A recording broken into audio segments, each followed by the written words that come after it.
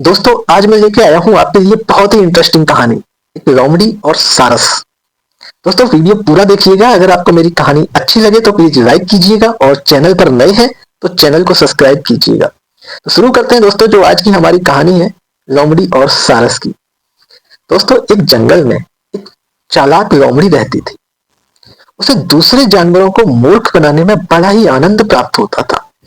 वो आए दिन कोई ना कोई युक्ति सोचती और किसी न किसी जानवर को उसमें फंसाकर उसके मजे लिया करती थी। जानवर के जंगल के जो जानवर थे सभी उसका स्वभाव समझ चुके थे, इसलिए सभी जानवर उससे कन्नी काटने लगे थे।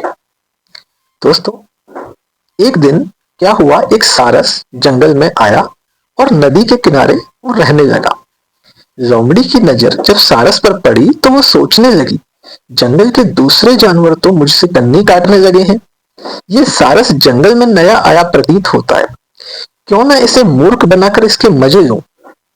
वो सारस के पास गई और बोली, हे मित्र, इस जंगल में नए आए मालूम पड़ते हो, तुम्हारा स्वागत है इस जंगल में। सारस ने उत्तर दिया, सही पहचाना मित्र, मुझे यहाँ आए अभी कुछ ही दिन हुए हैं, मैं यहाँ किसी से परिचित भी नहीं हूँ। तुमने मेरा स्वागत किया इसलिए तुम्हारा बहुत बहुत धन्यवाद।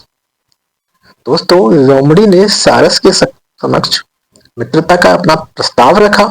उसने मित्रता करने के लिए सारस को बोला। सारस का उस जंगल में वैसे तो कोई मित्र नहीं था, उसने लोमड़ी की मित्रता स्वीकार कर ली। लोमड़ी ने उससे मीठी मीठी बातें की और वापस जाते जाते सारस को अपने घर भोजन के लिए आमंत्रित कर गई। दोस्तों जो दिन तय हुआ भोजन के लिए, सारस उपहार लेकर लोमड़ी के घर पहुंचा। लोमड़ी उसका स्वागत करते हुए बोली, आओ मित्र आओ, आज मैंने तुम्हारे लिए स्वादिष्ट खीर तैयार की है। अंदर बुलाकर उसने 2 तस्तरियां लगाई और उनमें खीर परोस दी। अब दोस्तों आपको पता ही है कि जो सारस होता है उसकी चोंच काफी लंबी होती है। अब लंबी चोंच वाले सारस ने तस्तरी से खीर खाने का काफी प्रयास किया, लेकिन सारस खीर नहीं खा पाया। दोस्तों उधर लोमड़ी झटपट तस्तरी में से खीर चाट गई।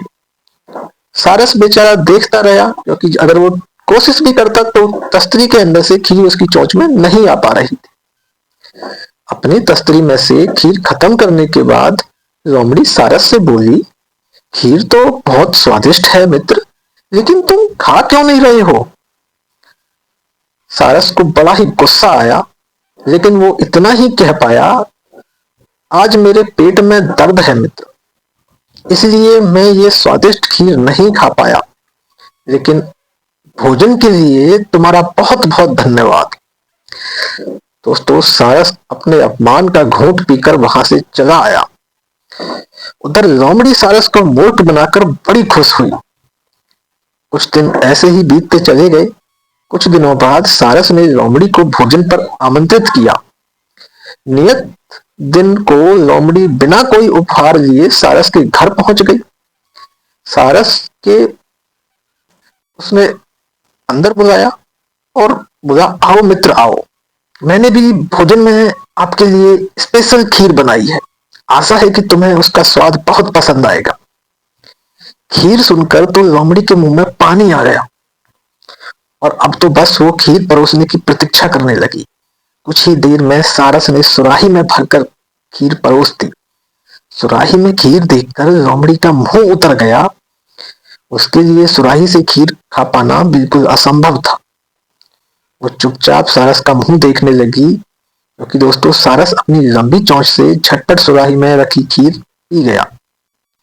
खीर खत्म कर सारस बोला, क्या बात है मित्र, आज तुम खीर क्यों नहीं खा रही हो, क्या तुम्हें खीर पसंद नहीं।